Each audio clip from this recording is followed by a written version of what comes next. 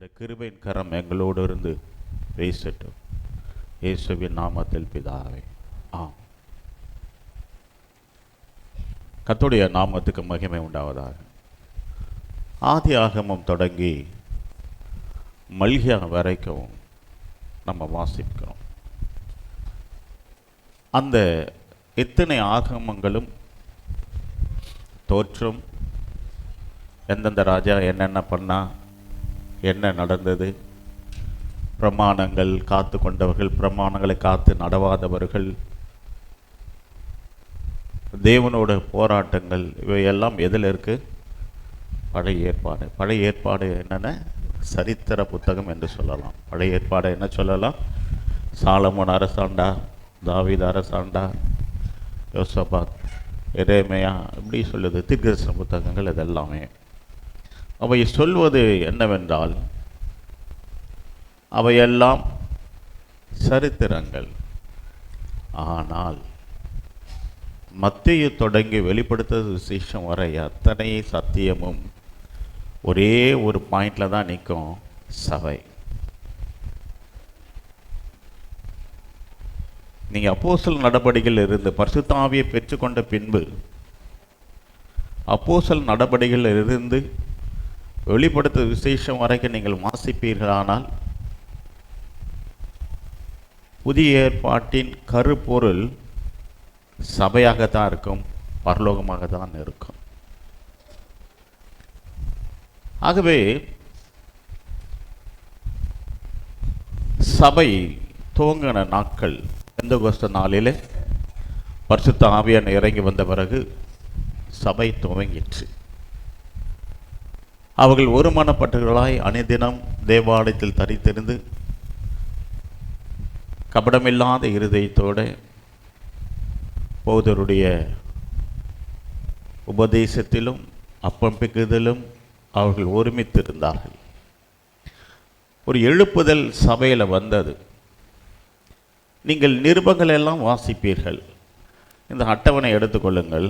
இங்கே புதிய ஏற்பாட்டில் நீங்கள் வாசிக்கும்போது அப்போஸ்தலர் நடவடிக்கை தொடங்கி ரோமர், கொரிந்தியர், 2 கொரிந்தியர், கலாத்தியர், எபேசியர், பிலிப்பியர், கொலேசியர், தெசலோனிக்கேயர், 2 தெசலோனிக்கேயர், தீமோத்தேயு, 1 தீமோத்தேயு, 2 தீமோத்தேயு, தீத்து, இந்த 3 ஆகமங்களும் ஊழியம் செய்வர்களுக்காக கொடுக்கப்பட்டது.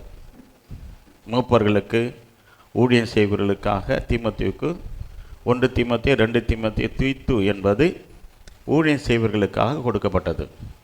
பிலமோன் அடிமை எப்படி உயர்கிறான் என்பதை இங்கே பார்க்கிறோம். எபிரேய நிருபம், யாக்கோபு, 1 பேதுரு, 2 பேதுரு, யோவான், 3 யோவான் வரைக்கும், வெளிப்படுத்த விசேஷம் வரைக்கும் கருப்பொருள் சபையாக மட்டுமே இருந்தது. ஆகவே ஒரு திருச்சபையோட கருப்பொருள் என்னவென்றால் பரலோக வாழ்வு.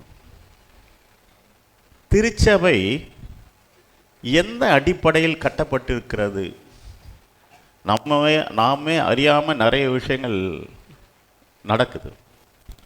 ஆகவே திருச்சபையோட கட்டமைப்பு எப்படி? பரலோகத்தின் கட்டமைப்பு எப்படியோ அப்படியே திருச்சபையின் கட்டமைப்பும் இருக்கிறது. நம்ம இன்றைக்கு வெளிப்படுத்த விசேஷம் 4ஆம் அதிகாரத்தை வாசித்தோம். ஆவிக்குள்ளான போது வானத்தில் ஒரு சிங்காசனம் வைக்கப்பட்டிருந்தது. அந்த சிங்காசனத்தின் மேல் ஒருவர் வீற்றிருந்தார். பிதாவாகிய தேவன் சிங்காசனத்தில் வீற்றிருந்தார். அங்கே 24 மூப்பர்கள் வெண்வஸ்திரம் தரித்தவர்களாக இருக்கிறார்கள். பிதாவாகிய தேவன், மூப்பர்கள், அங்கே தேவனுடைய 7 ஆவிகளாகிய 7 அக்கினி தீபங்கள் சிங்காசனம் முன்பாக எரிந்து கொண்டிருக்கிறது. ஆகவே பரிசுத்த ஆவியானவர் அங்கே இருக்கிறார், அக்கினியாக இருக்கிறார். அப்படியே வரும்போது அங்கே மிருக ஜீவன்களை பார்க்கிறோம். ஜீவன்கள் எல்லாம் சிங்கத்துவப்பானது, அதெல்லாம் பார்க்கட்டும். அங்கே ஆராதனை நடக்கிறது. கேருபீன்களும் சேராபீன்களும் கர்த்தர் பரிசுத்தர் பரிசுத்தர் என்று இரவும் பகலும் ஓயாமல் சொல்லி கொண்டு இருக்கிறது. கோடான கோடி தேவ தூதர்கள் அவங்களோடு கூட தேவனை துதிக்கிறார்கள். அங்கே ஒரு டீமே இருக்குது. தேவனை ஆராதிப்பதற்கு என்ன இருக்குது? ஒரு டீமே இருந்தது. அங்கே ஒரு தேவனை ஆராதிப்பதற்கு என்ன இருந்துச்சு? ஒரு டீம் இருந்தது. வாசியுங்கள் எசேயா தீர்க்கதரிசன புத்தகம் 14ஆம் அதிகாரம் என்று நினைக்கிறேன். இங்கே வாசிக்கும்போது வாசிங்க.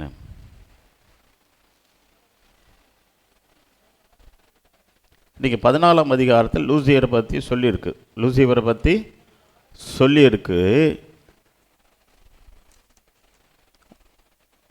நீங்கள் 16ஆம் வசனத்திலேருந்து இல்லை, நீங்கள் தொடங்கி 9லேருந்து 16 வரைக்கும் யாரை பற்றி சொல்லியிருக்கு? லூசிபரை பற்றி சொல்லியிருக்கு. எசேக்கியேலின் புத்தகத்தில் சொல்லும்போது நீ என்ன பண்ணியிருக்கிற? நாகசுரம் எல்லாம் அவங்ககிட்ட இருந்தது என்று சொல்கிறார். ஆக ஒரு ஆராதனை டீம் இருந்தது. அதுக்கு லூசிபர் தலைவனாக இருந்தான். இது ஒரு சபையோட ஸ்ட்ரக்சர் இது, ரைட்டா? ஆனால் அதே சபையோட கட்டமைப்பு தான் பூலோகத்தில் இருக்குது. அல்லேலூயா. அதே சபையோட கட்டமைப்பு தான் எங்கே இருக்கிறது? பூலோகத்தில் இருக்கிறது. அதே ஆராதனை, அதே தேவனுடைய பிரசன்னம் இங்கே இருக்கிறது. அதே மூப்பர்கள் இங்கே இருக்கிறார்கள். ஆனால் அங்கே தேவன் தம்முடைய ஸ்தானத்தில் ஸ்தானாதிபதியாய் ஒரு ஊழியக்காரனை வைத்து தேவன் என்ன பண்ணுறாரு? சபையை நடத்தி கொண்டு. அது மட்டும்தான் ஒரு வித்தியாசம். அங்கே தேவ சமூகத்தில் தேவனே பரலோகத்தில் இருக்கிறார். ஆனால் பூலோகத்தில் தன்னுடைய ஸ்தானாதிபதியை வைத்து தேவன் ஆராதனையை நடத்துகிறார். ஆகவே பரலோகத்தில் என்ன கட்டமைப்பு இருக்கிறதோ ஒரு திருச்சபைக்கு, பரலோகத்தில் இருக்கிற தேவனுடைய திருச்சபையில் என்ன கட்டமைப்பு இருக்கிறதோ அதே கட்டமைப்பு தான் பூலோகத்தில் இருக்கிற திருச்சபையிலும் அதே கட்டமைப்பு இருக்கிறது. அல்லேலூயா. ஆகவே பரலோகத்துக்கு நிழலாட்டமாய் எது இருக்கிறது? பூமியில் உள்ள திருச்சபை இருக்கிறது என்பதை நாம் மறந்து போகக்கூடாது. ஆகவே இங்கே நன்றாக ஆராதிக்கிறவன், இங்கே தேவனை நேசிக்கிறவன், தேவனுக்காக பிரயாசப்படுகிறவன், ஒருவரையும் கர்த்தர் மறவாதபடி இங்கே எப்படி ஆராதிக்கிறீர்களோ ஒரு நாளிலே நாம் எல்லோரும் மகிமையின் சரீரத்தோடு மகிமை அடைந்து பரலோகத்தில் தேவனுக்கு முன்பாக இங்கே எப்படி ஆராதிக்கிறோமோ இதே கட்டமைப்பு தான் பரலோகத்தில் இருக்கிறது. அல்லேலூயா.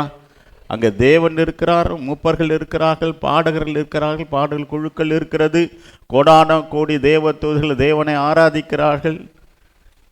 அதுதான் இங்கே இருக்கிறது. Price the Lord. ஆகவே இங்கே சபையானது தேவனுடைய சரீரம், இயேசு கிறிஸ்துவோடைய சரீரமாக இருக்கிறது. என்னுடைய சரீரம் என்று சொல்கிறார். வாசிங்கள் யோவான் எழுதின சுவிசேஷம் 2ஆம் அதிகாரம் 21ஆம் வசனத்தை நம்ம வாசிப்போம். அவரோ தம்முடைய சரீரமாகிய ஆலயத்தை குறித்து பேசினார். அவர் இப்படி சொன்னதை அவர் மரித்தோரிலிருந்து எழுந்த பின்பு அவருடைய சீஷர்கள் நினைவு கூர்ந்து வேத வாக்கியத்தையும் இயேசு சொன்ன வசனத்தையும் விசுவாசித்தார்கள். ஹல்லேலூயா. இங்கே எருசலேம் தேவாலயத்தில் ஆடு மாடுகளை விற்கிறார்கள். அப்போது சவுக்கு உண்டு பண்ணி ஆண்டவர் காசுக்காரருடைய காசுகளை கொட்டி பலகைகளை கவிழ்த்து போட்டு புறா விற்கிறவர்கள் நோக்கி இவைகளை இவ்விடத்திலிருந்து எடுத்துக்கொண்டு போங்கள், என் பிதாவின் வீட்டை வியாபார வீடாக்காதீர்கள் என்றார். அப்போது உம்முடைய வீட்டை குறித்து உண்டான பக்தி வைராக்கியம் என்னை பற்றி தந்தது எழுதியிருக்கிற அவருடைய சீஷர்கள் நினைவு கூர்ந்தார்கள். அப்போது யூதர்கள் அவரை நோக்கி, நீர் இவைகளை செய்கிறீர்களே, இதற்கு என்ன அடையாளத்தை எங்களுக்கு காண்பிக்கிறேன் என்று கேட்டார்கள். இயேசு அவருக்கு பிரதியுத்தரமாக, இந்த ஆலயத்தை இடித்து போடுங்கள், 3 நாளைக்குள்ளே இதை நான் கட்டுவேன். அவரோ தன்னுடைய சரீரமான ஆலயத்தை குறித்து பேசினார். தன்னுடைய சரீரமான ஆலயத்தை குறித்து பேசினார். ஆகவே கவனிங்கள், இன்றைக்கு திருச்சபையில் உட்கார்ந்திருக்கிற நாம் இயேசு கிறிஸ்துவின் சரீரமான திருச்சபை. ஹல்லேலூயா. இயேசு கிறிஸ்துவின் சரீரமான திருச்சபை. ஆகவே இந்த சரீரத்தின் அவயங்கள் யார்? சபைக்கு தலையானவர் யார்? ஏற்கனவே அறிந்த சத்தியத்தை திரும்பவும் நாம் வாசிப்போம். 1 கொரிந்தியர் 12ஆம் அதிகாரம் 13ஆம் வசனத்திலிருந்து நாம் வாசிப்போம். 1 கொரிந்தியர் 12ஆம் அதிகாரம் 13ஆம் வசனத்திலிருந்து. நாம் யூதராயினும் கிரேக்கராயினும் அடிமைகளாயினும் சுயாதீனராயினும் எல்லாரும் ஒரே ஆவியினாலே ஒரே சரீரத்திற்குள்ளாக ஞானஸ்தானம் பண்ணப்பட்டு எல்லாரும் ஒரே ஆவிக்குள்ளாகவே தாகம் தீர்க்கப்பட்டோம். சரீரமும் ஒரே அவயமாயிராமல் அநேக அவயங்களாயிருக்கிறது. காலானது நான் கையாயிராதபடியினாலே நான் சரீரத்தின் அவயமல்லவென்றால் அதனாலே அது சரீரத்தின் அவயமாயிராதோ? காதானது நான் கண்ணாயிராதபடியினாலே நான் சரீரத்தின் அவயமல்லவென்றால் அதனாலே அது சரீரத்தின் அவயமாயிராதோ? சரீரம் முழுவதும் கண்ணானால் செவி எங்கே? அது முழுவதும் செவியானால் மோப்பம் எங்கே? தேவன் தமது சித்தத்தின்படியே அவயங்கள் ஒவ்வொன்றையும் சரீரத்திலே வைத்தார். அவை எல்லாம் ஒரே அவயமாயிருந்தால் சரீரம் எங்கே? அவயங்கள் அநேகமாயிருந்தும் சரீரம் ஒன்றே. ஆமென். சரீரம் இயேசு கிறிஸ்துவோட சபை. அவயங்கள் என்று சொல்வது யாரை பற்றி சொல்றாரு? திருச்சபை உறுப்பினர் குறித்து ஆண்டவர் பேசுகிறாரு. நீங்களே 27ஆம் வசனம் வாசிங்க. நீங்களே கிறிஸ்துவின் சரீரமாயும் தனித்தனி அவயங்களுமாய் இருக்கிறீர்கள். அப்போ நம்ம வாசிக்கும் போது 21ஆம் வசனமும், கண்ணானது கையை பார்த்து நீ எனக்கு வேண்டுவதில்லை என்றும் தலையானது கால்களை நோக்கி நீங்கள் எனக்கு வேண்டுவதில்லை என்றும் சொல்லக்கூடாது. ஆமென். என்ன சொல்லணும்? இந்த சர்ச்சுக்கு இவங்க வேணாம் அவங்க வேணாம் அப்படி இல்லை. ஒவ்வொரு அவயத்துக்கும் ஒவ்வொரு திருச்சபை மக்களுக்கும் சபையில் பணிகள் இருக்கிறது. இப்போது நம்முடைய பாடி ஆஃப் கிரைஸ்ட், இப்போ நம்முடைய சபை சரீரம் வச்சுக்கோங்களேன். கண் இருக்குது, கண் வேலையை அது செய்யுது. விரல் இருக்குது, விரல் வேலையை செய்யுது. கால் தன்னுடைய வேலைகளை செய்கிறது. வேலை செய்யாத அவயம் சரீரத்தில் இல்லை என்பதை நாம் தெரிந்து கொள்ள வேண்டும். அதே போல திருச்சபையிலும் கர்த்தருக்கென்று பணி செய்யாத விசுவாசிகள் ஒருவரும் இருக்கக்கூடாது என்பது தான் நீங்கள் பவுல் சொல்றார். ஆகவே கிறிஸ்துவின் சரீரத்தில் அவயங்களாய் இருக்கிற நீங்கள் கண்ணானது கையை பார்த்து எனக்கு வேண்டுவதில்லை என்றும் தலையானது கால்களை நோக்கி நீங்கள் எனக்கு வேண்டுவதில்லை என்றும் சொல்லக்கூடாது. ஆகவே மேலும் சரீர அவயங்கள் கலவீனமாய் காணப்படுவதற்கு அதிக கனத்தை கொடுக்கிறோம். நம்மில் லட்சணம் இல்லாதவர்கள் அதிக அலங்காரம் பெறுகிறது. சரீரத்தில் பிரிவினை உண்டாராமல் என்ன சொல்லுது? இப்போ ஒருத்தர் சிக்காரானா என்ன அர்த்தம் தெரியுமா? ஒரு பாட்டு சொல்லுது, நான் இப்படி தான் ஒர்க் பண்ணுவேன் அப்படின்னா என்ன ஆகும்? ஒரு கிட்னி சொல்லுது, நான் இனிமேல் ஒர்க் பண்ண முடியாதுன்னா என்ன ஆகும்? முழு சரீரமும் போயிடும். கண்ணு சொல்லுது, ஆஹா என்னால் தான் நீங்கள் நான் நடக்கிறீங்க, ஆனால் நான் பார்க்க மாட்டேன்னு கண்ணு மூடிட்டா என்ன ஆகும்? முழு சரீரம் எங்கே போகுதுன்னு தெரியவே தெரியாது. ஒரு விஷயம் பாருங்களேன்.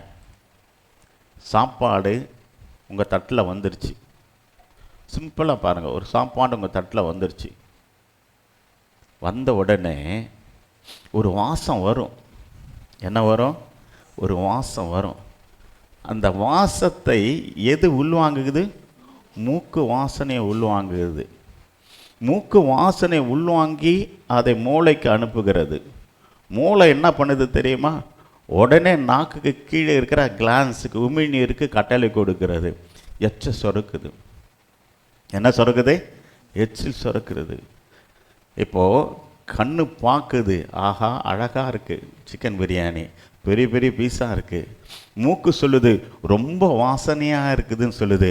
இந்த வாசனை முகந்தோடனே மூளைக்கு கட்டளை போனோடனே அந்த வாசனை முகந்தோடனே உமிழ்நீர் என்ன பண்ணுது? ரெடியாக சுரந்து ஜொல்லு விடுது. எப்படா சாப்பிட்றோம் சொல்லுது. இது மட்டும் நடந்தால் போதுமா? வாய்க்கு எப்படி சோறு போகிறது? அப்போது மூளை கட்டளை கொடுக்குது, கையை பார்த்து நீ போ தட்டில் கையை வை. கை போகுது. அப்போ விரலுக்கு கட்டளை கொடுக்குது, சேர்த்து பிடி. சேர்த்து பிடிச்சி நேராக வாய்க்கு எடுத்து போகும். வாய்க்கு எடுத்தும்போது இப்போ வாய் சொல்லுது, டேய் நான் வாயை திறந்தாதான்டா நீ சோறு தின்ன முடியும், நான் வாயை மூடிட்டேன், நீ என்ன பண்ணாலும் பண்ணிக்கோன்னுதுன்னு வச்சுக்க, என்ன பண்ணுவீங்க? நீ எத்தனை வந்துட்டு இது வரைக்கும் வந்தாச்சு, வாய் இப்போ ஸ்ட்ரைக் பண்ணுது. வாய்க்கு என்ன பண்ணுது? ஸ்ட்ரைக் பண்ணுது. நீ நான் வாயை திறந்தா தானே நீ சாப்பிட முடியும், நான் வாயை திறக்க மாட்டேன். அப்போ என்ன ஆகும்? சாப்பிட முடியாது. ஆகவே ஒரு உணவு உண்பதற்கே இத்தனை அவயங்கள் செயல்பட வேண்டி இருக்கிறது. இந்த சரீரத்துள்ள அவயங்கள் ஒரு உணவு உண்பதற்கே அத்தனை காரியத்தையும் அது செய்ய வேண்டியதாக இருக்கிறது. அதே போலதான்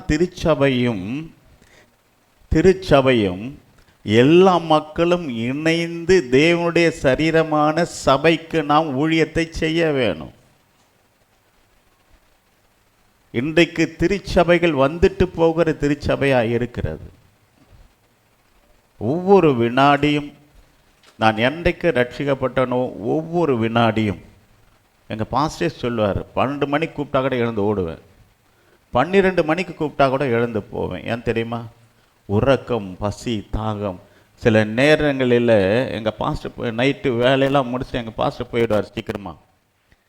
உண்மையாக மனப்பூர்வமாக சொல்கிறேன், ஒரு சில இரவுகள் சாப்பாடே இல்லாமல் என் சர்ச்சில் படித்தது காலையில் நான் வீட்டுக்கு வந்த நாட்கள்லாம் உண்டு. வேலையை முடிச்சுட்டு இப்படி டெக்கரேஷன் வேலை அந்த வேலை எதாவது இருக்கும், எதாவது முடிச்சுட்டு சாப்பிடாம மிட் நைட்டில், இப்போல்லாம் நைட்டில் கடை இருக்குது. ஒரு 20 வருஷத்துக்கு முன்னால் எந்த கடை இருந்துச்சுங்க? நைட் கடையே கிடையாதுங்க. சாப்பிட முடியாமல் வெறும் தண்ணி குடிச்சிட்டு படுத்த நாட்கள் எல்லாம் உண்டு. அப்போ கூட சந்தோஷமாக கர்த்தருக்காக செய்தோம். ஆகவே சரீரத்தின் அவயங்கள் ஒன்றோடு ஒன்று இணைந்து தேவனுடைய ராஜ்யத்தின் மகிமைக்காக வாழ வேண்டும். இன்றைக்கு திருச்சபை மக்கள் வந்து போகிற மக்களாக இருக்கிறார்கள் ஒழிய தேவனுக்கென்று என்ன செய்யும் என்று நாம் நினைப்பது இல்லை. இங்கே பாருங்களேன், சரீரத்தில் பிரிவினை உண்டாகாமல் அவைகள் ஒன்றை குறித்து ஒன்று கவலையாக இருக்கும்படி தேவன் கனத்தில் குறைவுள்ளதற்கு அதிக கனத்தை கொடுத்து இப்படி சரீரத்தை, ஆதலால் ஒரு அவயம் பாடுபட்டால் மற்ற எல்லா அவயங்களும் பாடுபடும். ஒரு அவயம் சந்தோஷப்பட்டால் எல்லா அவயங்களும் கூட.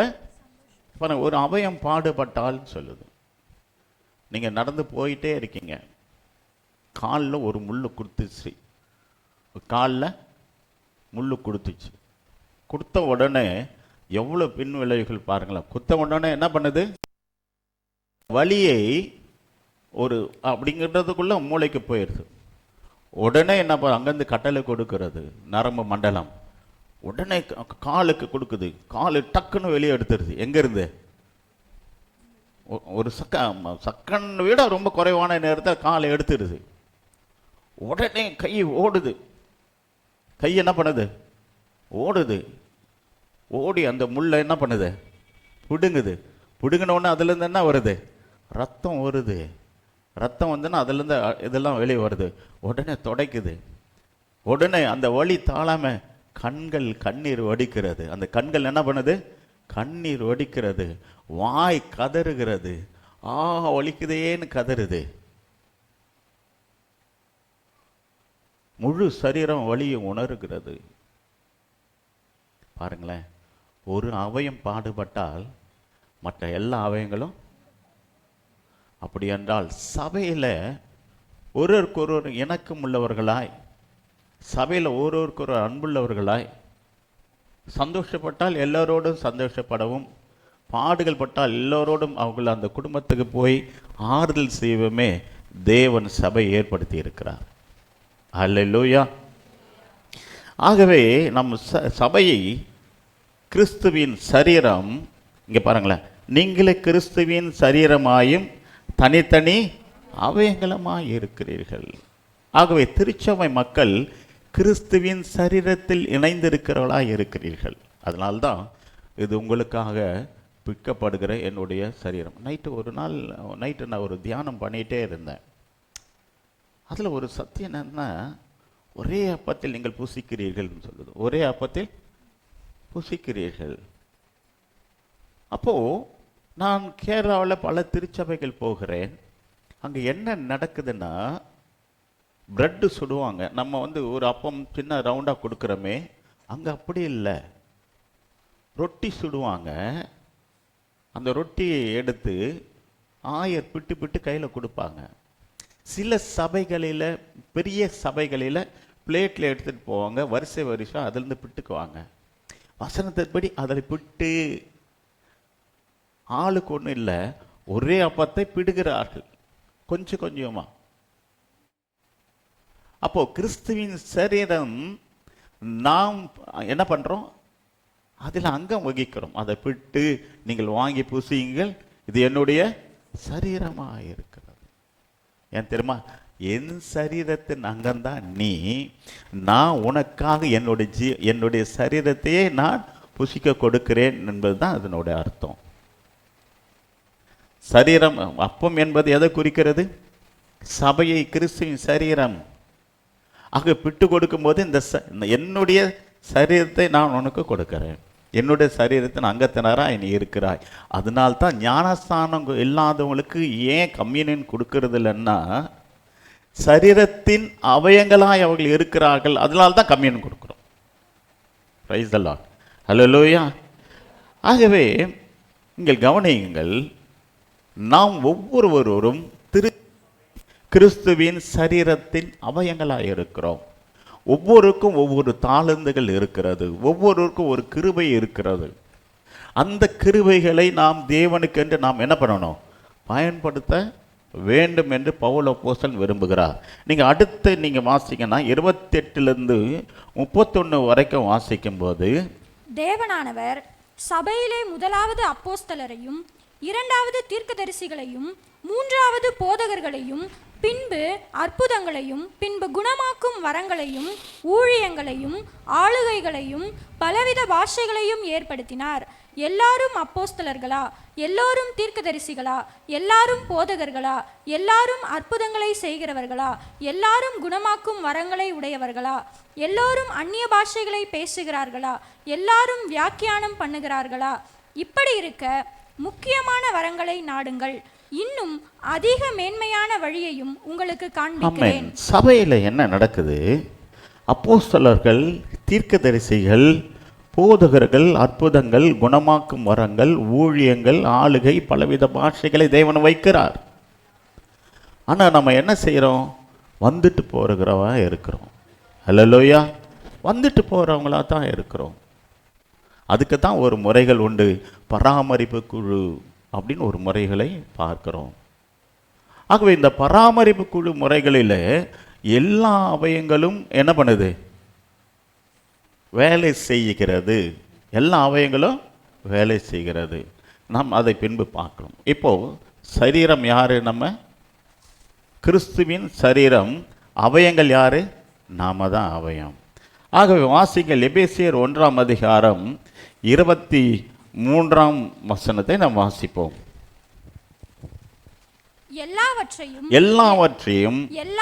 எல்லாவற்றாலும் நிரப்புகிறவருடைய நிறைவாகிய சரீரமான சபைக்கு. இருங்க, சபைக்கு ஒரு இன்ட்ரோடக்ஷன் கொடுக்கிறாரு. எல்லாவற்றாலும் நிரப்புகிறவருடைய நிறைவாகிய சரீரமான சபைக்கு அவரை எல்லாவற்றுக்கும் மேலாக தலையாக தந்தருளினார். ஆகவே சபையில் எல்லாவற்றையும், எல்லா ஆசீர்வாதங்களையும், எல்லாவற்றாலும் சகல பரிபூரணத்தினால நிரப்புகிறவருடைய நிறைவாகிய சரீரமான சபைக்கு அவரை எல்லாற்று மேலாக தலையாக தந்தறினார். ஆகவே சபைக்கு யாரு தலை? இயேசு கிறிஸ்து தலை. ஹல்லேலூயா. சபைக்கு யாரா தலையா இருக்கிறது? இயேசு கிறிஸ்து. ஆகவே நீங்கள் எல்லாம் சரீரத்தின் அவயங்களாக இருக்கிறீர்கள். இந்த சரீரத்துக்கு யார் தலையாக இருக்கிறது? ஆண்டவராக இயேசு கிறிஸ்துவே தலையாக இருக்கிறார்கள். கொலோசியர் 1ஆம் அதிகாரம் 18ஆம் வசனத்தில் வாசிக்கும் போது,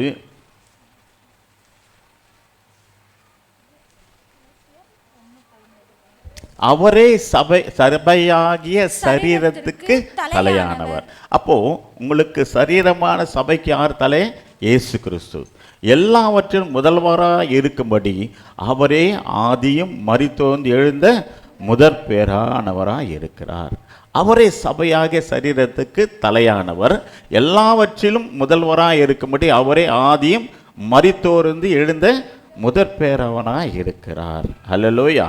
ஆகவே தலையாக சரீரத்துக்கு தலையாக இயேசுவானவர் இருக்கிறார். சபைக்கு தலையாக இயேசுவானவர் இருக்கிறார்.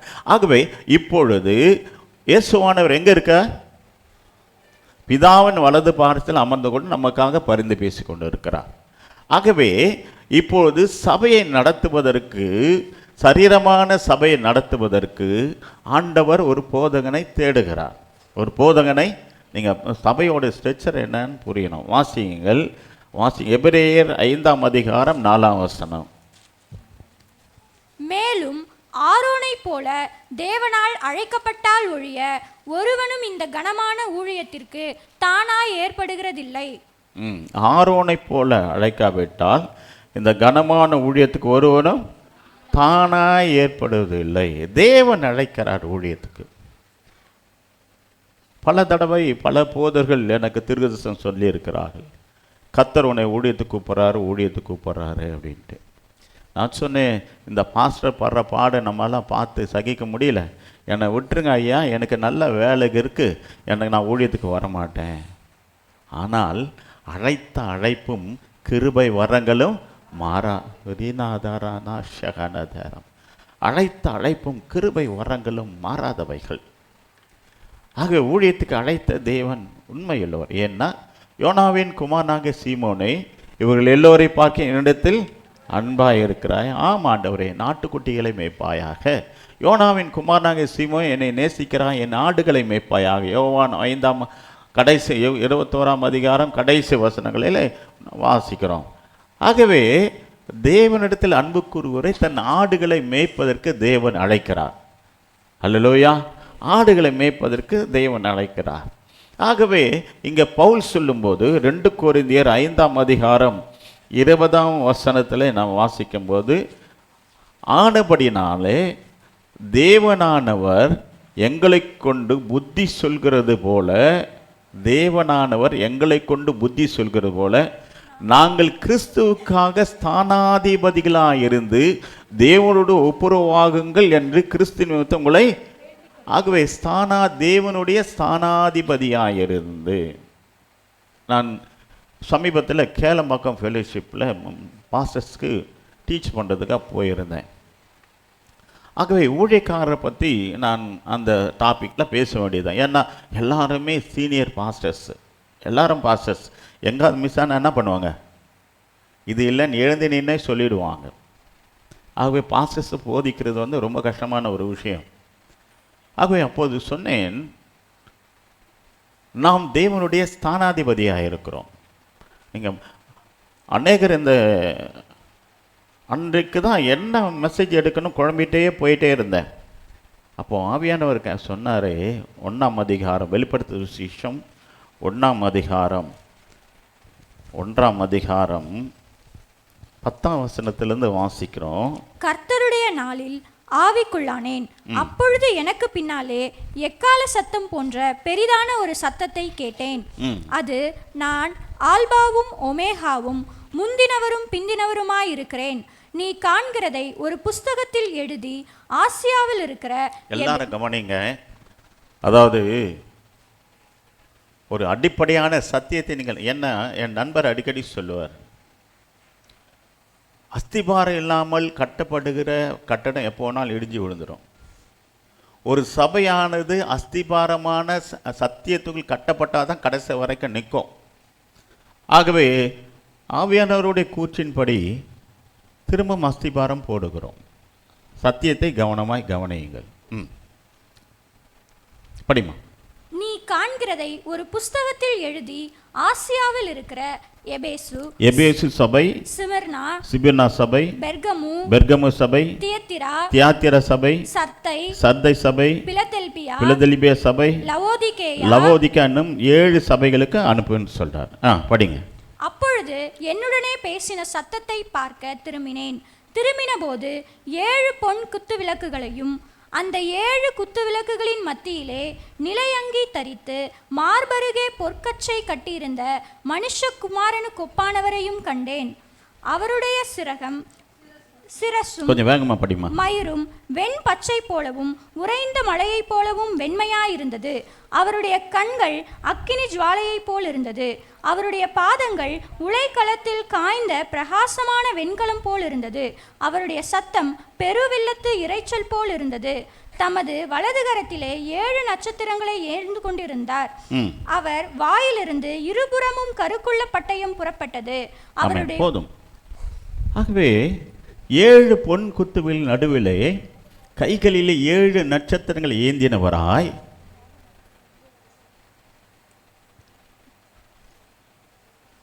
அவர் வாயிலிருந்து இரு கருக்குறம் உள்ள பட்டயம் புறப்பட்டது. ஆகவே இரு கருக்குள்ள பட்டயம் என்பது வேத வசனம். ஆகவே 7 பொன் குத்துவிகள் நடுவிலே உலாவுகிறார் இருக்கிறார். கைகளிலே 7 நட்சத்திரங்களை அவர் ஏந்தி கொண்டு இருக்கிறார். கவனிங்க. அப்போ இது பேசும்படி ஆவியானவர் அன்னைக்கு சொன்னார்.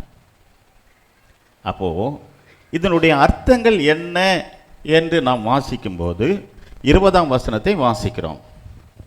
என் வலதுகரத்தில் நீ கண்ட 7 நட்சத்திரங்களின் ரகசியத்தையும் 7 பொன் குத்துவிளக்குகளின் ரகசியத்தையும் எடுது. அந்த 7 நட்சத்திரங்களும் 7 சபைகளின் தூதர்களாம். 7 நட்சத்திரங்களும் 7 சபைகளுடைய தூதர்களாம். நீ கண்ட 7 குத்துவிளக்குகளும் 7 சபைகளாம். ஆமென். 7 குத்துவிளக்குகள் 7 சபை. இயேசு கிறிஸ்துவின் கரத்திலிருந்த 7 நட்சத்திரங்களும் யார் அவங்க? அந்த சபையின் தூதர்களாம். அந்த சபையின் தூதர்களாம். இப்போ ஒரு கேள்வி அவங்கள்ட்ட கேட்டேன். சிபிஎம்ல ஒரு வார்த்தை சொல்லுவாங்க. நம்மளாம் மெசேஜ்னு சொல்கிறோம், தேவனுடைய வார்த்தைன்னு சொல்லுவோம். அவங்க என்னன்னு சொல்லுவாங்க? சிபிஎம் போனவங்க யாராக இருக்கீங்களாங்க? அவங்க என்ன சொல்லுவாங்க? தூதுன்னு சொல்லுவாங்க. ஒருபோதும் மெசேஜ்னு சொல்ல மாட்டாங்க. ஆகவே அந்த பாஸ்டர்ஸ்க்கு நான் டீச் பண்ணும்போது சொல்லேன், இன்றைக்கு நான் தேவ சமூகத்திலிருந்து தேவனுடைய வார்த்தையை கொடுக்க வேண்டும். அது நானாக உருவாக்குவதா அல்லது தேவன் சொல்லி நான் பேசுவதா? நானாக உட்காந்து கம்ப்யூட்டர் ஓப்பன் பண்ணி நெட்டில் இது பண்ணலாம் சர்ச் பண்ணி எழுதி நான் பேசுகிறேன்னா, தேவ சமூகத்தில் காத்திருந்து கர்த்தர் என்ன சொல்ல போறாரு கேட்டு நான் பேசுறேனா? நான் சுயமாய் பேசுவதற்கு எனக்கு எந்த உரிமையும் இல்லை. ஒரு ஊழியக்காரன் பலிபீடத்தில் நின்று தன் சுயமாய், அதை தான் சொன்னேன். இன்னைக்கு அநேக பாஸ்டர்ஸ் இங்கே ஆல்டரில் நின்று கதையாக சொல்லுவாங்க, தன்னை பற்றி பெருமையாக பேசுவாங்க. நான் அங்கே போனேன், இங்கே இருந்தது, அப்படி இப்படி கதையை சொல்லுவாங்க. ஆனால் தேவன் என்ன விரும்புகிறார், அவர் என்ன சொல்லணும்னு அவருடைய சபைக்கு நினைக்கிறாரோ, அவர் சரீரமான சபைக்கு தேவன் என்ன சொல்ல வேண்டும் என்று நினைக்கிறாரோ அதை அந்த தேவ மனுஷன்கிட்ட சொல்லி நீ சொல்லுடான்னு சொல்லுவார். அப்போ இவன் யார்? இவன் தூதன். அவர் சொல்லி நீ அவங்ககிட்ட போய் சொல்லு. அப்போ சபையோட மேய்ப்பன் தன் விருப்பத்தின்படி மெசேஜ் எடுப்பதற்கு அவனுக்கு உரிமை இல்லை. நேற்று இரவு முழுது அங்கே தான் படுத்து கிடந்தேன். தன் விருப்பப்படி செய்தி கொண்டு வருவதற்கு அவனுக்கு எந்த என்ன இல்லை, உரிமையும் இல்லை. ஏனென்றால் சபைக்கே அவனுக்கு சொந்தம் கிடையாது. சபை தேவனுக்குரியது. நீங்கள் தேவனுடைய சரீரத்தின் அவயங்கள். ஆனால் அவருடைய ஸ்தானத்தில் ஒரு மேய்ப்பனை வைத்து நாங்கள் அவருடைய ஸ்தானாதிபதியாக இருக்கிறோம் பவுல் சொல்றார். அவர் இருக்க வேண்டிய இடத்துல இந்த ஊழியக்காரனை வைத்து உங்களுக்கு என்ன சொல்லணுமோ அதை எங்களுக்குள் சொல்கிறார்கள், அதை நாங்கள் உங்களுக்கு சொல்லுகிறோம். அது பேர் தான் தூது. அல்லேலூயா. எப்பவுமே ஜோடி இல்லாமல் போகாது. அப்படியே திருப்பி கொள்ளுங்கள். மல்கியாவுக்கு வாங்குங்க. மல்கியா பிரைசி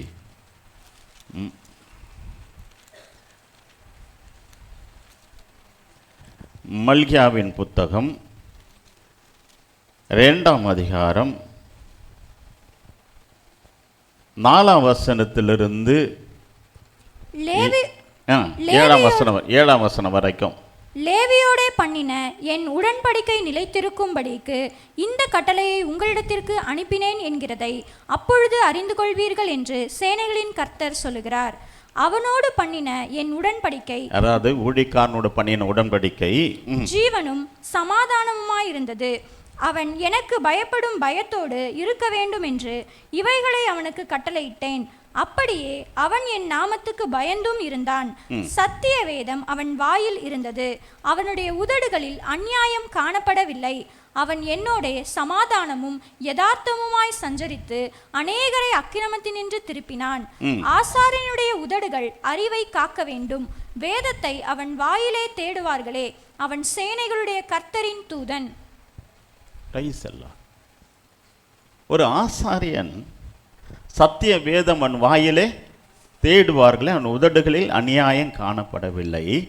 அவன் என்னோட சமாதானமும் யதார்த்தமாய் சஞ்சரித்து அநேகரை அக்கிரமத்திலிருந்து திருப்பினான், அநேகரை ரட்சிப்புகள் நடத்தினான். ஆசாரிய உதடுகள் அறிவை காக்க வேண்டும்.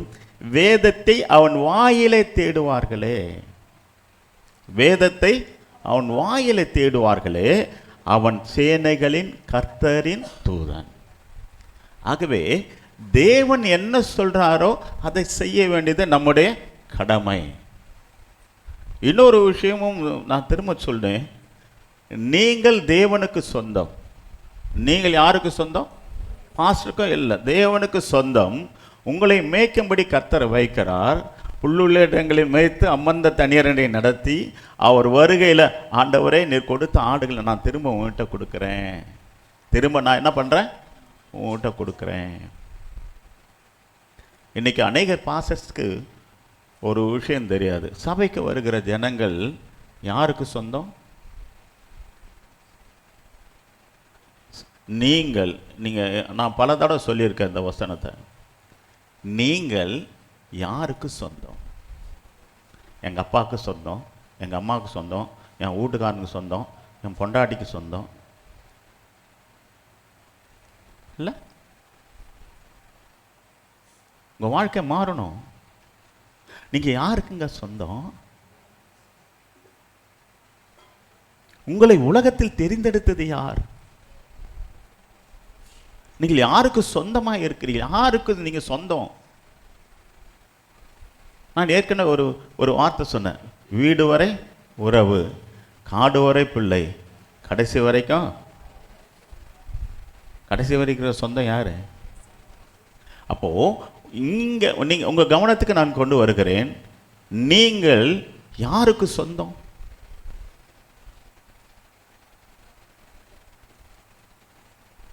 யோவான் 17ஆம் அதிகாரம் 6ஆம் வசனமும் 9ஆம் வசனம் வாசிங்க.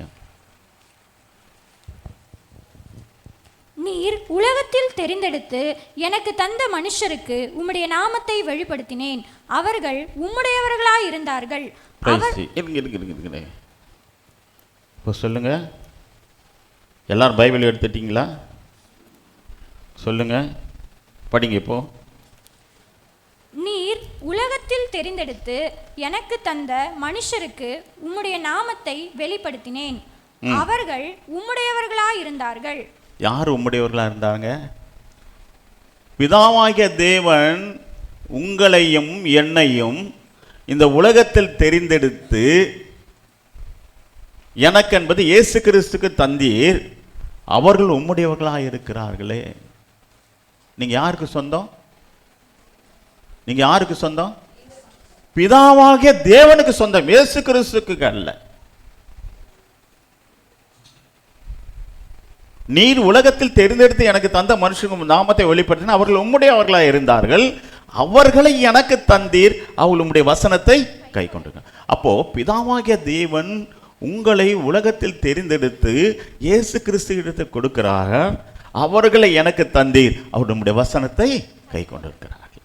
9ஆம் வசனம், நான் அவர்களுக்காக வேண்டிக் கொள்கிறேன், உலகத்துக்காக வேண்டிக் கொள்ளாமல் நீர் எனக்கு தந்தவர்களுக்காக வேண்டிக் கொள்கிறேன். அவர்கள் உம்முடையவர்களாய் இருக்கிறார்களே. கவனிங்க, நீங்கள் கோடான கோடி ஜனங்களில் தனக்கு சொந்தமாக இருக்கும்படி பிதாவாகிய தேவன் தனக்கென்று உங்களை தெரிந்து கொண்டு இருக்கிறார். உங்களை தெரிந்து கொண்ட பிதாவாகிய தேவன் பிரதான மேய்ப்பனாகிய, எத்தனை பேருக்கு தெரியும் இயேசு கிறிஸ்து சொந்தங்க கிடையாது, நம்ம பிரதான மேய்ப்பனாகிய இயேசு கிறிஸ்துன்னு சொல்றாரு. பேதுரு சொல்லும்போது, யோவான் சொல்லும் பிரதான மேய்ப்பனாகிய இயேசு கிறிஸ்து கிட்ட கொடுக்குறாரு. இந்த பிரதான மேய்ப்பனாகிய இயேசு கிறிஸ்து உங்களை எங்களை கூட உடன் வேலைக்காரங்க இருப்பாங்க தெரியுமா ஒரு பிரதான மேய்ப்பனுக்கு, அதே போல் உடன் வேலைக்காரர்களாகிய எங்களிடத்தில் உங்களை கொடுத்திருக்கிறார். உங்களை புல்லுள்ள இடங்களை மேய்த்து அமர்ந்த தண்ணீரண்டை நடத்தி திரும்பும் பிரதான மேய்ப்பன் வருவார். பிரதான ரீகாலா தாரானா ஷகன. இப்போ கொடுத்தவர் யார்கிட்ட கொடுத்தார்? உங்களை பிதாவாகிய தேவன் யார்கிட்ட கொடுத்துருக்காரு? இயேசு கிறிஸ்து கொடுத்துருக்கிறார். இப்போ பிதாவாகிய தேவன் கேட்பாரு, நான் கொடுத்த ஆடுகளை திரும்பி என்கிட்ட கொடுத்துருன்னுவார், நான் கொடுத்தவர்களை என்கிட்ட கொடுத்துருன்னுவார். இப்போ இயேசுவானவர் யார்கிட்ட கேட்பாரு? திரும்ப இங்கே வந்து கேட்பார், எங்க கிட்ட கேட்பார், உங்ககிட்ட கொடுத்த ஆடுகளை உடன் ஊழியக்காரனே உங்ககிட்ட நம்பி கொடுத்தனே இந்த ஆடுகளை திரும்பி என்கிட்ட கொடுத்துரு. கொடுத்தவர் யாருக்கிட்ட கேட்பாரு? இயேசு கிறிஸ்துகிட்ட கேட்பார். இயேசு கிறிஸ்து யார்கிட்ட கேட்பாரு? நம்மகிட்ட. கர்த்தர் தாமே ஆரவாரத்தோடும் பிரதான தூதருடைய எக்கால சத்தத்தோடும் வானத்திலிருந்து இறங்கி வருவார். அப்போது கிறிஸ்துக்குள் மரித்தவர்கள் முதலாவது எழுந்திருப்பார்கள். உயிரோடு இருக்க நாம் அவர் எதிர்கொண்டு போய் இவ்விதமாய் கர்த்தரோடு கூட இருப்போம். அப்போ கொடுத்தவரே என் பிள்ளைங்களை கொடுத்துருன்னும் போது பூமிக்கு வருவார். நீங்கள் எல்லாம் மகிமையின் சரீரத்தில் எங்கே போயிடுவீங்க? பரலோகத்துக்கு போயிடுவீங்க. நீங்கள் யாவரும் பிதாவாகிய தேவனுக்கு சொந்தம். சரீரமான சபை கிறிஸ்து ஜீவனை கொடுத்து சம்பாதித்தவர்கள் நீங்கள் என்பதை புரிந்து கொள்ள வேண்டும். நீங்கள் தனி மனிதர்கள் அல்ல, உங்கள் உறவுகளிலே இல்லை. நீ இறந்தவுடனே நீ சமாதானத்தோடு இளைப்பாறுவாய். ஆண்டவர் வந்து உன்னை கூட்டிகிட்டு போவார். அல்லேலூயா. நெக்ஸ்ட், ஒரு போதனுடைய வேலை என்னென்ன? எபேசியர் 6:19. சுவிசேஷத்திற்காக சங்கிலியால் கட்டப்பட்டிருக்கிற ஸ்தானாதிபதியாகிய நான் அதை பற்றி பேச சுவிசேஷத்துக்காக ஊழியத்தை என்றும் சங்கிலியால் கட்டப்படுகிற தேவனுடைய ஸ்தானாதிபதியாகிய நான். ஆகவே தேவனுடைய ஸ்தானத்தில் ஒரு ஊழியக்காரனை வைத்து விட்டு போகிறார். கவனிங்கள், 6 லட்சம் புருஷர்கள் உள்ள ஒரு சபையை மோசேயுடன் கர்த்தர் கொடுக்கிறார். மோசேயுடன் கர்த்தர் கொடுக்கிறார். அப்போ மோசே 6 லட்சம் புருஷர்களை அவர் நடத்தி கொண்டு போகும்போது அவர் ரொம்ப கஷ்டப்பட்டுறார். எண்ணாகமன் புத்தகம் 11:12-14 வரைக்கும். எண்ணாகமம் 11 படிக்க மோசே கதறான். இப்போ இவர்களுடைய பிதாக்களுக்கு நான் ஆணையிட்டு கொடுத்த தேசத்திற்கு நீர் இவர்களை முளையுண்கிற பால்களை தகப்பன் சுமந்து கொண்டு போவது போல உன் மார்பிலை அணைத்து கொண்டு போ என்று நீர் என்னோடு சொல்லும்படி இந்த ஜனங்கள் எல்லாம் கர்ப்பம் தரித்தேனோ? இவர்களை பெற்றது நானோ? இந்த ஜனங்கள் எல்லோருக்கும் கொடுக்கிறதற்கு எனக்கு இறைச்சி எங்கே இருந்து வரும்? எனக்கு இறைச்சி கொடு என்று என்னை பார்த்து அழுகிறார்களே. இந்த ஜனங்கள் எல்லோரையும் நான் ஒருவனாய் தாங்கக்கூடாது. இந்த ஜனங்கள் எல்லோரையும், இந்த சபை மக்கள் எல்லோரையும் நான் ஒருவனாய் தாங்க முடியாது. இது எனக்கு மிஞ்சிய பாரமாய் இருக்கிறது. உம்முடைய கண்களில் எனக்கு கிருபை கிடைத்தால் இப்படி எனக்கு செய்யாமல் என் உபத்திரத்தை எனக்கு காணாதபடி இப்போது என்னை கொன்று போடும். இந்த ஜனங்களோட சர்ச்சை ஜனங்களோட போராடுற போராட்டம் இருக்க எவ்வளவு நாளைக்கு ஆண்டவர் இப்படி போராடணும்? அதை தான் அங்கே மோசே சொன்னார். ஒன்று போனால் ஒன்று பிரச்சனை வந்துகிட்டே இருக்கிறது. ஐயோ வேணவே வேணாம், எங்களை விட்டுருங்க ஆண்டவரே. அதை தான் மோசே சொன்னேன். ஒரு படி மேலே போயிட்டாரு, என்னை கொன்று போடும் ஆண்டவரே. இந்த ஜனங்கள் எல்லோரும் நான் ஒருவனாய் தாங்கக்கூடாது, எனக்கு இது மிஞ்சிய பாரமாக இருக்கிறது. இந்த சபை நடத்துவது எனக்கு ரொம்ப மிஞ்சிய பாரமாக இருக்குது, ரொம்ப கஷ்டமாக இருக்குது. நான் ஒருவனாய் தாங்குவது எனக்கு ரொம்ப பாரமாக இருக்குது. அப்போ ஆண்டவருடைய பதில் என்ன தெரியுமா? 16ஆம் வசனம். அப்பொழுது கர்த்தர் மோசேயை நோக்கி, இஸ்ரவேல் ஜனங்களுக்கு மூப்பரும்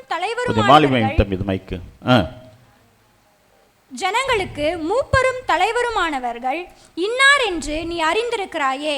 அந்த மூப்பரில் 70 பேரை கூட்டி அவர்களை ஆசாரிப்பு கூடாரனிடத்திலே அங்கே உன்னோடு கூட வந்து நிற்கும்படி செய்.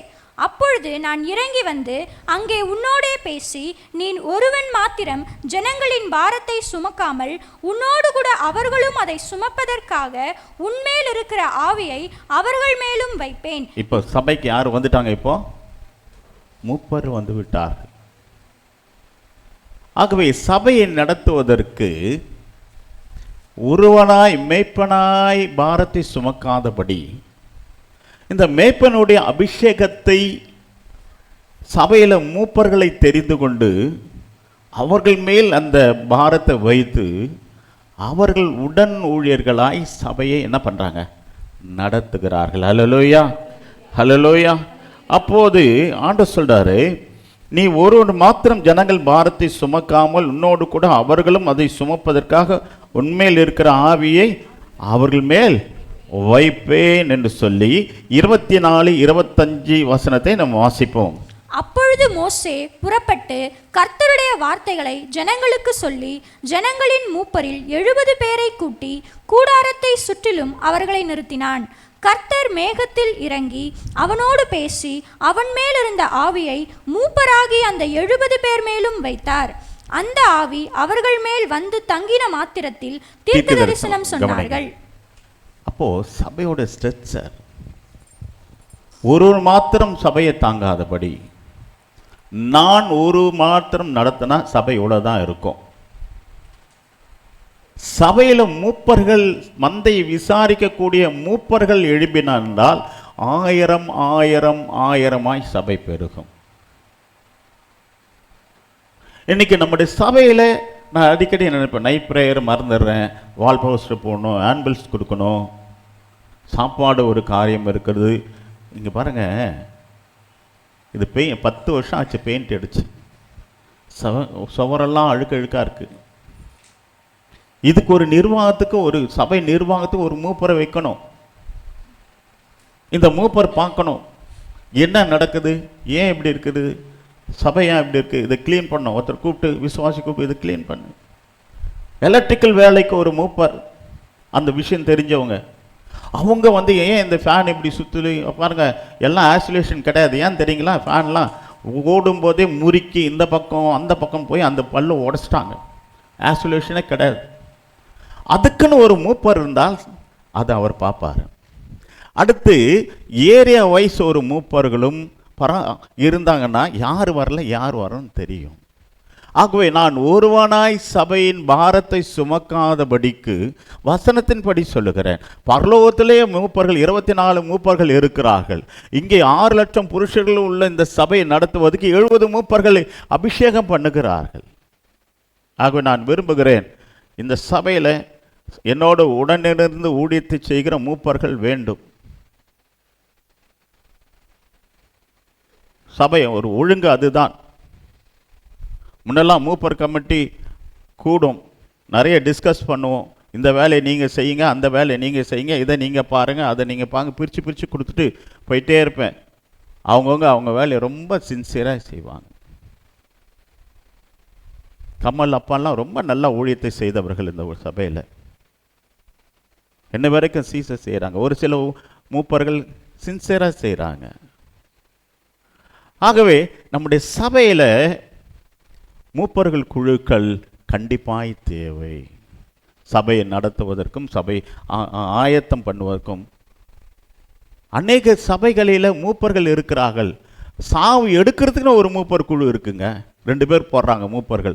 இவங்களோட வேலை என்னன்னா, செத்துட்டாங்கன்னா அன்றைக்கி லீவு போடுவாங்க. நேராக காலையில் போய் அடக்கம் பண்ணுவதற்கு உண்டான எல்லா வேலைகளையும் செய்து அந்த பிணத்தை குளிப்பாட்டி அது அலங்காரம் பண்ணி அதை வச்சு என்ன அந்த வேன் வரணும், அந்த எங்கே குழி எடுக்கிறதுன்னு எல்லாத்தையும் மூப்பர் குழுக்கள் பார்க்கிறார்கள். ஒவ்வொரு செக்ஷனுக்கும் மூப்பர்கள் இருக்கிறார்கள். அவர்கள் சபை காரியங்களை கவனிக்கிறார்கள். சாப்பாட்டுக்கு ஒரு மூப்பர்கள் இருக்கிறார்கள், பந்தி பரிமாற மூப்பர்கள் இருக்கிறார்கள். ஆகவே நம்முடைய சபையில் ஒருத்தரா இல்லை 2 பேரா? ஆகவே மூப்பர்கள் சபையில் எழும்ப வேண்டும் என்று நான் வாஞ்சிக்கிறேன். இந்த சபை விசாரிக்கத்தக்கதான மூப்பர்கள் சபைக்கு வசனத்தின்படி, என்னுடைய விருப்பத்தின்படி இல்லை. அவன் நான் ஒருவனா இந்த பாரத்தை தாங்கக்கூடாது என்று கதறுகிறான் மோசே. அப்போ சொல்லார், உன் சபையில் 70 பேரை தெரிந்து கொண்டு உன் மேலுள்ள ஆவியை அவர்கள் மேல் வை, அவர்கள் சபையை நடத்துவார்கள், உடனிருந்து நடத்துவார்கள். ஆகவே வசனத்தின்படி சபையின் மூப்பர்கள் காலையில் வந்து சபையை ஒழுங்குபடுத்தி, அதே போல் வனாந்தர ஜபத்துக்கு ஒரு 2 மூப்பரை போடணும். அவங்களை எல்லோரும் கலெக்ட் பண்ணி வனாந்தர ஜபத்தை நடத்தணும். நைட் ப்ரேயருக்கு ஒரு மூப்பர், 2 மூப்பர், அவங்களோட நைட் ப்ரேயரை அவங்க பொறுப்படுத்துக்கு டீ கொடுக்கலாமா, காஃபி கொடுக்கலாமா, என்ன கொடுக்கலாம், என்ன பண்ணலாம், எந்த ஊழியக்காரர் புக் பண்ணலாம், நீங்கள் ஐயா நீங்கள் புக் பண்ணியிருக்கீங்களா, நாங்கள் எதாவது பண்ணட்டுமா, இப்படி பண்ணணும். அப்போதாங்க சபை வளரும். நான் ஒருவனா இந்த பாரத்தை எவ்வளோ நாட்களுக்கு சுமப்பது? நைட் ஃபுல்லாக அங்கே படுத்து கிடந்த, காலையில் எழுந்திரிக்கவே முடியல என்னால். ஒருவனா எப்படி பாரத்தை சுமப்பது? உண்மையாகவே சபை வளர வேண்டும் என்றால், அதே போல் ஃபினான்ஸுக்கு 2 பேர் போடணும். எவ்வளோ பணம் வருது, எவ்வளோ செலவாகுது, எவ்வளோ மீதம் இருக்குது, இந்த பணத்தை கொண்டு என்ன செய்திருக்கிறோம் நாம்.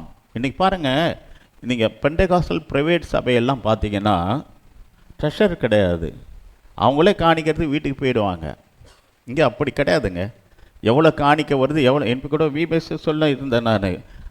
என்ன யார் யாருக்கு கொடுக்குறாங்களோ கணக்கு, ஒழுங்கான கணக்கு கொண்டு வாங்க.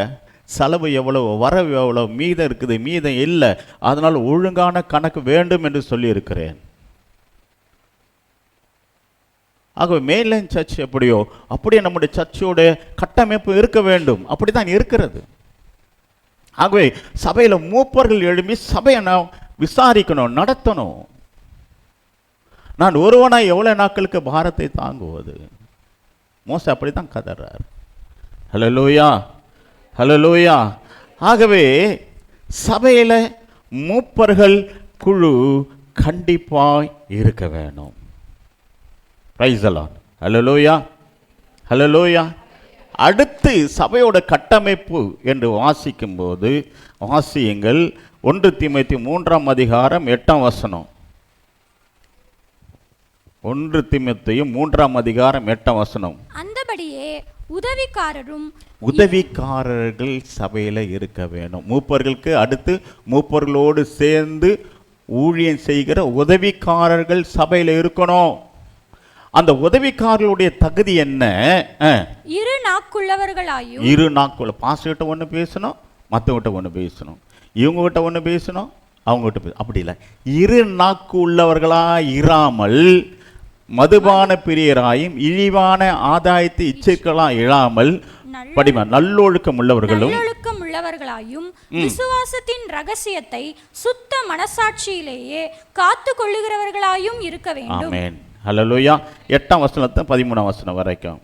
அந்தபடியே உதவிக்காரரும் 2 நாக்குள்ளவர்களாயும் மதுபான பிரியராயும் இழிவான ஆதாயத்தை இச்சிக்கிறவர்களாயும் இராமல் நல்லொழுக்கம் உள்ளவர்களாயும் விசுவாசத்தின் ரகசியத்தையும் சுத்த மனசாட்சியிலே காத்து கொள்ளுகிறவர்களாயும் இருக்க வேண்டும். மேலும் இவர்கள் முன்னதாக சோதிக்கப்பட வேண்டும். குற்றம் சாட்டப்படாதவர்களானால் உதவிக்காரராக ஊழியம் செய்யலாம். குற்றம் சாட்டப்படாதவர்களாக இருந்தால் உதவிக்காரராகிய ஊழியத்தை செய்யலாம். உதவி ஊழியங்கள் நீங்கள் பார்த்தீங்கன்னா, நான் ஆதி நாட்களில் நான் சிஎஸ்ஐ பேசிக் உதவி ஊழியத்தை நான் செய்தேன். ஐயரோடவே போவேன், ஐயரோடவே வருவேன். ஏன்னா நான் அப்போ நான் கவர்மெண்ட் ஜாபில் தான் இருந்தேன்.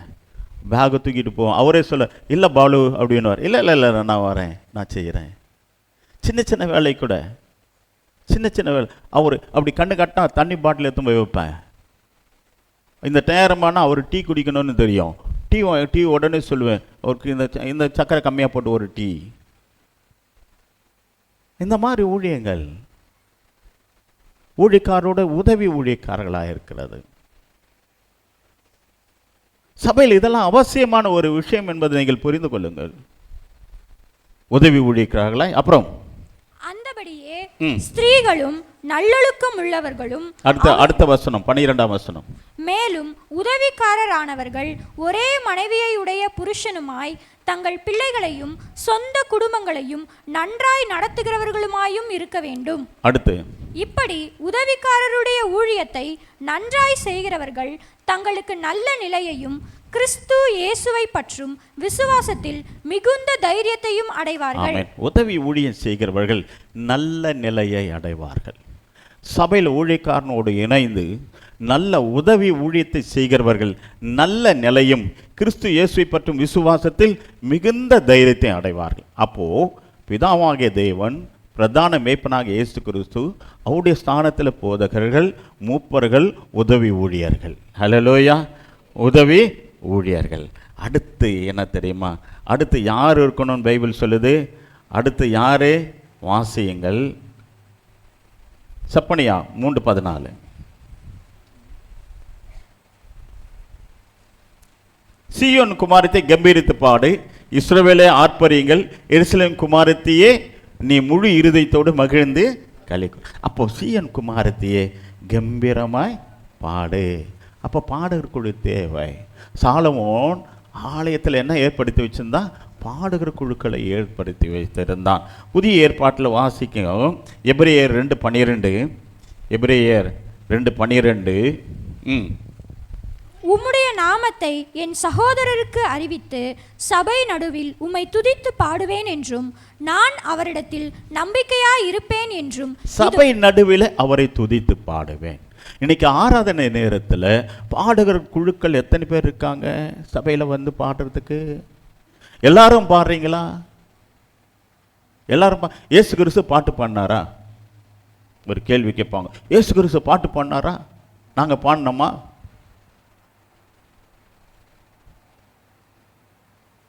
இயேசு கிறிஸ்து பாட்டு பாடினாராங்க? சரி, இயேசு கிறிஸ்து பாடலன்றவங்க காரங்களை உயர்த்துங்க, பாடினாடுறவங்க காரங்களை உயர்த்துங்க. 1, 2, 3 பேர் வாசியுங்கள். மத்திய எழுதின சுவிசேஷம் 26ஆம் அதிகாரம் 30ஆம் வசனம். மத்திய 26:30. அவர்கள் ஸ்தோத்திர பாட்டை பாடின பின்பு ஒலிவ மலைக்கு புறப்பட்டு போனார்கள். யாரு? இயேசு கிறிஸ்துவும் சீடர்கள் என்ன பண்ணாங்க? ஸ்தோத்திர பாட்டை. ஹல்லேலூயா. அப்போ இயேசு கிறிஸ்து பாட்டு பாடினாரு. யாரை நோக்கி? பிதாவாகிய தேவனை நோக்கி. அவரை விட நம்ம பெரிய ஆளா? வந்த உடனே அது கூட இல்லை, அப்படி இன்னொருத்தர் அதையும் தாண்டி பாட்டு நடக்கும். ஆண்டவரை ஆராதிக்கத்தான் ஏன் சபைக்கு வந்திருக்கிற? அதுக்கு தானே வந்திருக்கோம். இன்னைக்கு அடுத்த வாரம்லாம் ஒரு கொயர் டீம் இங்கே சபையில் இருக்கணும். எனக்கு மனசா வேகம் தெரியுமா? இன்னொரு சபைக்கு நான் போகிறேன். இப்போ சமீபத்தில் ஒரு சர்ச் மீட்டிங் போயிருந்தேன். ஒரு 2000 பேர் கிட்டத்தட்ட, ஒரு பெரிய கன்வென்ஷன். கடைசி நாள் பேசினேன். அந்த கொயர் பார்க்கும்போது மனசா கரைஞ்சி போச்சு. பெண்கள் சைடில் ஒரு 10 பேர், ஆண்கள் சைடில் 10 பேர், ஒரு சென்டர் மைக்கை வச்சுட்டு என்ன கொயர். அவன் ஒரு சரியாக வாசிக்க தெரியலங்க. ஒருத்தன் ட்ரிபிள் காங்க வாசிக்கிறான், ஒருத்தர் பேடு வாசிக்கிறான், ஒருத்தர் கீபோர்டு வாசிக்கிறான், இன்னொருத்தர் ப்ரொஃபஷனல், ஒருத்தர் கிட்டாரை வாசிக்கிறாரு. என்ன சந்தோஷம்! நமக்கு எல்லாம் தெரிஞ்சும் எல்லா ஞானமும் எல்லா அறிவும் இருந்தும் முன் வராத இருக்கிறீங்களே. சபதாங்க வாழ்க்கை, சபதாங்க ஜீவியம், சபதாங்க. நீ தேவனை ஆராதித்து பாடும்போது தேவன் எவ்வளவு சந்தோஷப்படுவார். எவ்வளவு கஷ்டப்பட்டாலும் சரி, அது 4 மைக்கு ஸ்டாண்ட் மைக்கை வாங்கி வச்சிடுறேன். சகோதரர்கள் ஒரு 5-6 பேர், இந்த பக்கம் ஒரு 5-6 பேர் வாங்க, பாடக்கூடியவர்கள் பாடுங்க, தேவனை மகிமைப்படுத்தி பாடுங்க. எல்லா சபையிலும் கொயர் டீம் இருக்குங்க. நம்ம சபையில் என்னங்க சாபமோ என்னன்னு தெரியலங்க. அது என்ன சந்தோஷமா பாட்டு பாடுறாங்க. ரொம்ப வருத்தம், எனக்கு ரொம்ப வருத்தம். இப்படி என்னுடைய சபை இருந்ததே இல்லை. நான் உண்மையா சொல்றேன். சொன்ன உடனே அப்படி எண்ணெயா நிற்கக்கூடிய சபை இன்றைக்கு ஏன் கல்லான இருதயம் வந்து விட்டது உங்களுக்கு?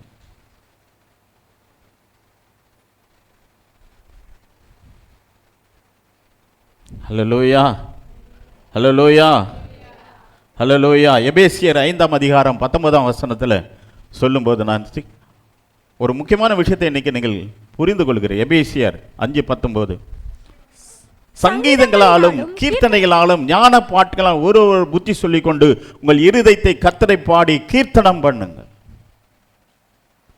ஒரு விசுவாசி என்ன பண்ணணும்? சங்கீதங்களாலும் கீர்த்தனைகளாலும் ஞான பாட்டுகளினாலும் ஒரு புத்தி சொல்லிக்கொண்டு உங்கள் இருதயத்தில் கர்த்தரை பாடி கீர்த்தனை பண்ணணும். எத்தனை பேர் சங்கீதத்தை வாசிக்கிறேன்? கீர்த்தனைகள் எத்தனை பேருக்கு தெரியும்?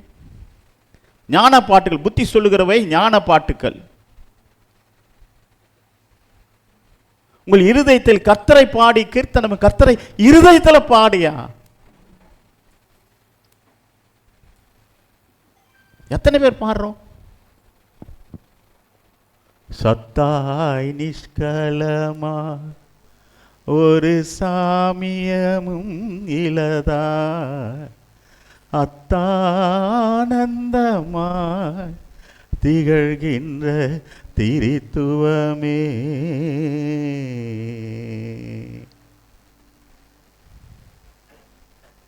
என்னையா? உம்மோடே படுப்பேன் இறையே, உம்மோடே அயர்வேன், உம்மோடு அயர்வேன் சேதமில்லாமல் உம்மோடு எழுந்திருப்பே. உம்மோடு அயர்வேன் சேதமில்லாமல் உம்மோடு எழுந்திருப்பே. ஐயரே நீ தங்கும், எங்கள் ஐயரே நீ தங்கும், இப்போ அந்தி நேரம் பொழுதஷ்டமிதாச்சே, ஐயா நீர் இறங்கும். கண்ணீர் வச்சு கரகரன் கண்ணில் வந்து, ஐயரே நீர் தங்கும், என்னிடம் ஐயரே நீர் தங்கும், இப்போ அந்தி நேரம் பொழுதஷ்டமிதாச்சே, ஐயா நீர் இறங்கும். இன்னொரு சந்திர, உம்மோடே படு இறையே. அங்கே பழைய கீர்த்தனில் இறையேன்னு இருக்கும், இங்கே ஐயான்னு போட்டிருக்காங்க. இறையே உம்மோடே படுப்பே, இறையே உம்மோடே படுப்பே, இரவில் உம்மோடயர்வேன் சேதமில்லாமல் உம்மோடு எழுந்திருப்பே. பாருங்க, உன் கூடவே நான் படுத்துக்குவேன் ஆண்டவரை, எழுந்திருக்கும் போது உன் கூடவே எழுந்திருப்பேன். என்ன அனுபவம் ஐயா, மனசு உருகல. உம்மோடே படுப்பே, இறையே உம்மோடே படுப்பே, உம்மோடயர்வேன் சேதமில்லாமல் உம்மோடு எழுந்திருப்பே.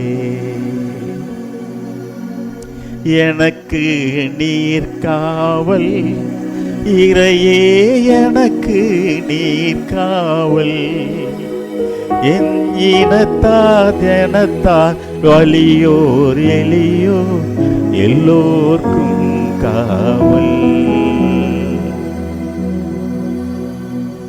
உங்களை மாதிரி ரட்சிக்கப்பட்ட நாளில் இந்த பாட்டெல்லாம் பாடி கண்ணீரோடு பாடின நாட்கள் உண்டுங்க. இதை பார்த்தா பாடுறேன். ஜேக்கபே சொல்லுவாங்க, எங்களெல்லாம் தாண்டி ஓடிட்டப்பா நீன்னுவார். அவர் பிறவி கிறிஸ்துவர். அவர் சொல்றார், எங்களெல்லாம் தாண்டி நீ ஓட்ட பாலு. பாருங்க, எனக்கு நீர் காவல் இறையே, எனக்கு நீர் காவல், எந்த இனத்தார் ஜனத்தார் எளியோர் வலியோர் எல்லோர்க்கும் காவல். எப்போ பாடுவாங்க? தூங்குறதுக்கு முன்னால். நீ இரவு நான் தூங்குறேன்ப்பா, என் சொந்தக்கார இனத்தார் ஒரு வழியோர் எல்லாருக்கும் நீங்கள் காவலாக இருங்கப்பா, என்னோட தூங்குங்கப்பா, என்னோடு எழுந்திருக்குங்கப்பா, என்னை காலையில் எழுப்புங்க ஆண்டவரை, என்னை காலையில் எழுப்புங்க ஆண்டவரை. என் கூட தானே படுத்திருக்கீங்க, என்னை காலையில் எழுப்புங்க ஆண்டவரை. ஒன்று சொல்லுமா, சபையை நேரத்தை பார்க்குற ஆண்டவரை அனுபவிக்க உங்களுக்கு தெரியல, ஆண்டவரை அனுபவிக்க தெரியல, அவருடைய அன்பை அனுபவிக்க உங்களுக்கு தெரியல.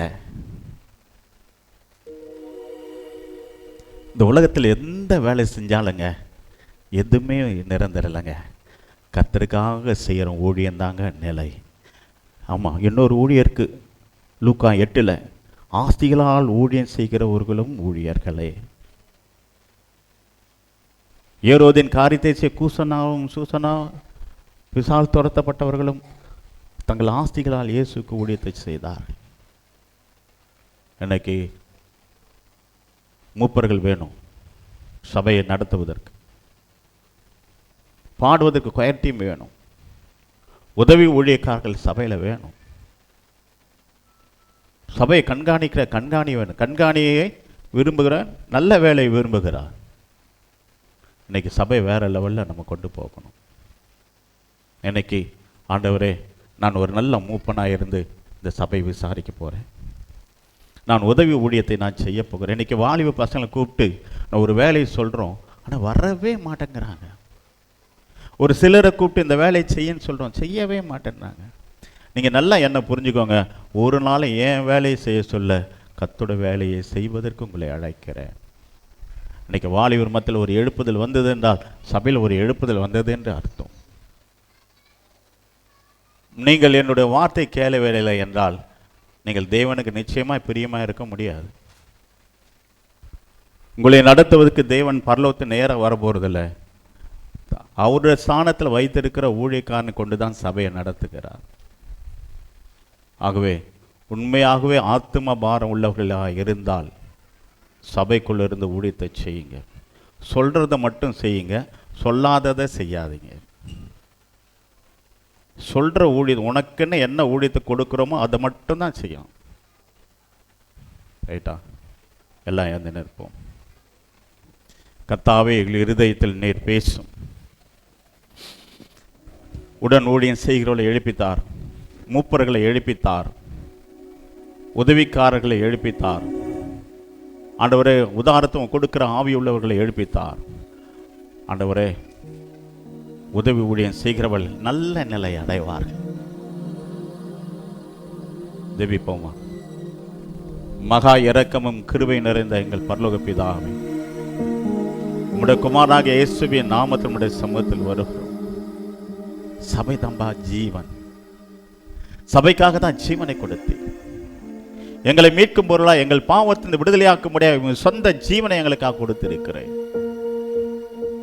அதை உணர்ந்து உலகத்தில் தெரிந்தெடுத்தீர். யோவான் 17:6-9 வாசிக்கிறோம். உலகத்தில் எங்களை தெரிந்தெடுத்திருக்கிறீர், ரட்சிப்பதற்காக, பரலோக வாழ்வுக்காக எங்களை தெரிந்தெடுத்திருக்கிறேன். இதை உணர்ந்து சபையில சரீரமாய், கிறிஸ்துவின் சரீரத்தில் ஒரு நல்ல அவயமாய் எங்களுடைய தாளந்துக்கு ஏற்றபடி ஊழியத்தை செய்ய கிருபை தார். அந்த பிள்ளைகளை ஆசீர்வதிங்க. ஒவ்வொரு ஆவியும் கர்த்தர் எழுப்பி தருவீராக. பராமரிப்பு குழு நடத்தத்தக்கதான ஆவியை எழுப்பி தாரும். மூப்பராக நான் அபிஷேகம் பண்ணப்பட்டு ஊழியத்தை செய்ய வேண்டும் என்ற வாஞ்சையை தாரும். உடன் ஊழியர்களை எழுப்பி தாரும். ஆண்டவர் கொயர் டீமை எழுப்பி தாரும். வாசிக்கக்கூடிய நல்ல பிள்ளைகளை எழுப்பி தாரும். ஜெபிக்கக்கூடியவர். ஒன்று மறந்துட்டேன், மற்ற விசுவாசிங்க என்ன பண்ணுவீங்க? ஒரு கேள்வி இருக்க. மற்ற விசுவாசிங்க நீங்க என்ன பண்ணுவீங்க? வாசிங்க அப்போஸ்தலர் நடபடிகள், அதை உங்களுக்கு சொல்லிடுறேன். 12ஆம் அதிகாரம். மற்ற விசுவாசிங்க என்ன பண்ணீங்க? 12ஆம் அதிகாரம் 5ஆம் வசனம். அப்படியே பேதுரு சிறைச்சாலையிலே காக்கப்பட்டிருக்கையில் சபையார் அவனுக்காக தேவனை நோக்கி ஊக்கத்தோடு ஜெபம் பண்ணினார்கள். ஆமென். சபையாய் ஜெபிக்கக்கூடியவர்களாக இருந்தார்கள். பேதுருக்காக, ஊழியக்காரருக்காக ஜெபித்தார்கள், சபைக்காக ஜெபித்தார்கள், ரட்சிப்புக்காக ஜெபித்தார்கள், கர்த்தருடைய ஊழியத்தை செய்தார்கள்.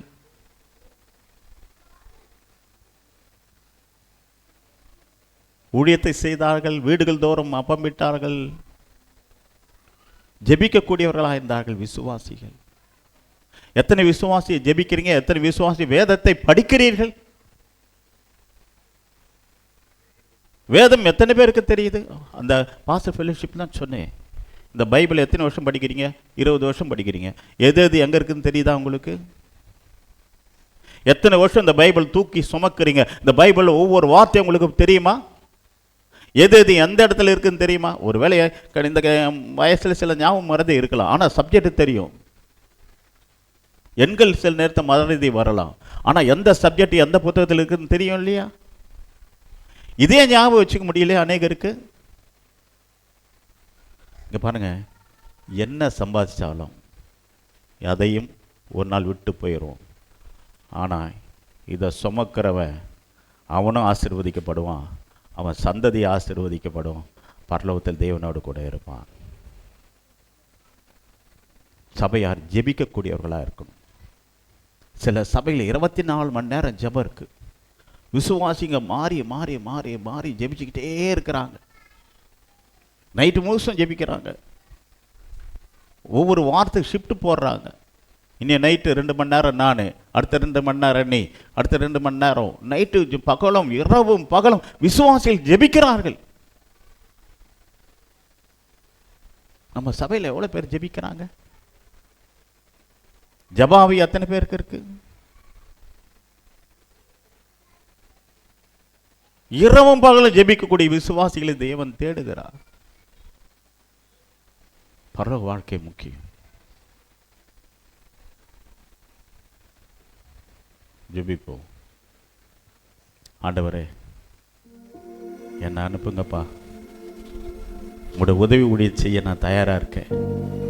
இந்த சபையில் ஒரு மூப்பராக இருந்து ஒரு பொறுப்பு எடுத்து நான் செய்ய ஆயத்தமாக இருக்கிறேன். ஒருபோதும் இருநாக்கு உள்ள மனிதர்களை நான் சந்திக்கவே போவதில்லை. இருநாக்கு உள்ள மனிதர்கள் மனம் திரும்புவார்களாக. மேய்ப்பனோடு இணைந்து சபையை நடத்தத்தக்கதான கிருபை சபையில் உள்ள ஒவ்வொருக்கும் தாங்கப்பா. ஒருவருக்கு ஒருவர் குற்றப்படுத்தாதபடி ஆண்டவரே, சரீரத்தில் பிரிவினை இல்லை ஆண்டவரே, இந்த சபையில் ஒரு பிரிவினை இராதபடிக்கு சமாதானத்தோடு சபையோட வளர்ச்சிக்கு ஒவ்வொருவரும் உழைக்க கிருபைத்தார். வந்த யாவரையும் இயேசுவின் நாமத்தில் ஆசீர்வதித்து அனுப்புகிறேன். கிருபையின் கரமைகளோடு இருப்பதாக இயேசுவின் நாமத்தில் பிதாவே. சேர்ந்து சொல்லுவோம். என் ஆத்மாவே கர்த்தரை சொல், என் முழுமே பசுநாமத்தை சொல், என் ஆத்மாவே கர்த்தரை சொல், அவர் செய்த சகல உபகாரம் வராது. ஆமென்.